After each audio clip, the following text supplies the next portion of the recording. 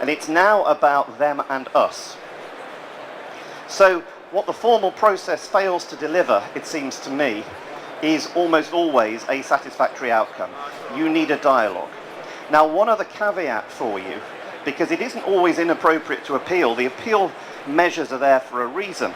Beware, it says, FFI, fees for intervention, whereby if you are regulated by the Health and Safety Executive from October this year, if they come and intervene in relation to a breach, and it can only be a breach that would prompt the service of a notice, they can start charging you at £124 an hour. So it's a very expensive conversation that you then have over the course of the next few weeks. So even this scenario of sitting down and engaging becomes part of your strategic decision of how to engage with the regulator, because there's an awful lot of duty holder businesses that are not going to want to spend £124 an hour to have discussions with a health and safety executive inspector whose view is frankly likely to prevail. The second category that I included was formal. Not procedural, but formal. These are established procedures, but only established in the past few months, to provide avenues of engagement with your regulator. And there are two that you'll probably have heard of. The Independent Regulatory Challenge Panel and the wonderfully named Mythbusters Challenge Panel.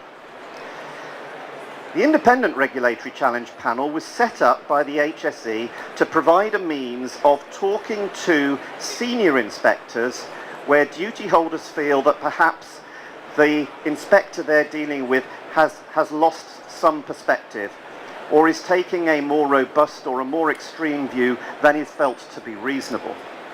The idea is that whilst it is a formally established panel, that you can actually effectively go over the inspector's head to a senior inspector and then beyond that to the panel itself, who will, if you like, formally review the matter which is the subject of the complaint.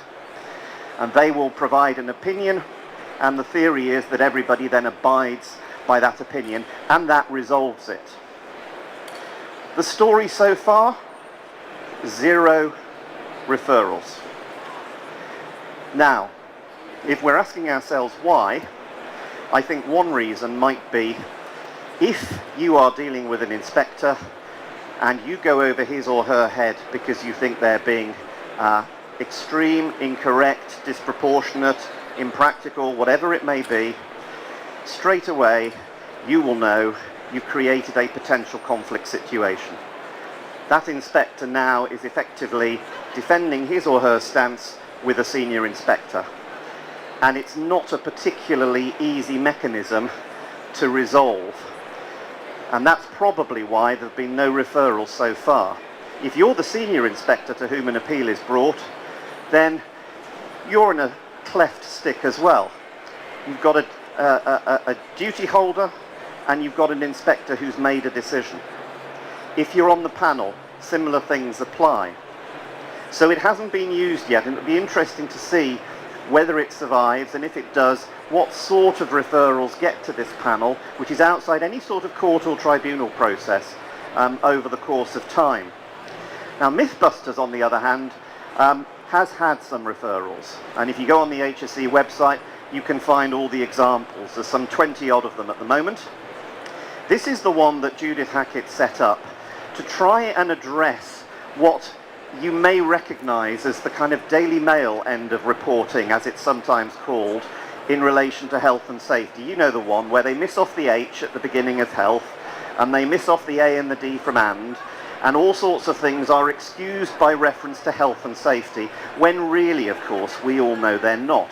They're driven by something completely different. But there are no shortage of examples. Judith Hackett herself gives one, as when she went to her daughter's graduation ceremony, she wanted to take a photograph.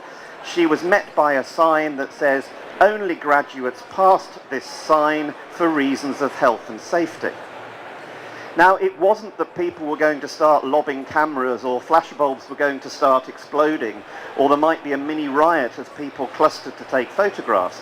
It was, of course, an entirely commercial and economic decision, because the official photographers who wanted to take photographs and sell them had exclusivity beyond that sign. Other things that have come to the Mythbusters Challenge panel so far. A school GCSE production, drama production, involving an extensive cast, worked on for months by teachers and pupils, had to be cancelled, or it was proposed that it was going to be cancelled because the lighting operator had not attended a fixed ladder training course. And here, the panel said, well, that's daft. You've got to use more common sense than that. Another one, is a risk assessment necessary to serve tea, hot tea I should add, at a school fete? Answer, of course not. As long as there's a risk assessment for the school fete and what's where and what's going on generally, you do not have to get down into that level of detail. Use common sense. A local authority refusing to allow hanging baskets to be placed upon lampposts until the lampposts have been assessed by engineers for structural integrity and their capability to take the hanging baskets and the contents of the hanging baskets. No, said the panel, that's just silly. And just to prove that we are very, very close to Monty Python-esque, my favourite one so far, the Historical Reenactment Society, that were told that they could not proceed with their historical reenactment in the way they wanted to, and heaven knows what it was they wanted to do, but apparently there was a new regulation in place for chopping vegetables in a public place. And as the myth-busting panel said, look, if you're interested in being in historical reenactment societies, we're absolutely delighted for you. You really don't need to worry about regulations about chopping vegetables in a public place. Not only are there no new ones, there aren't any old ones either.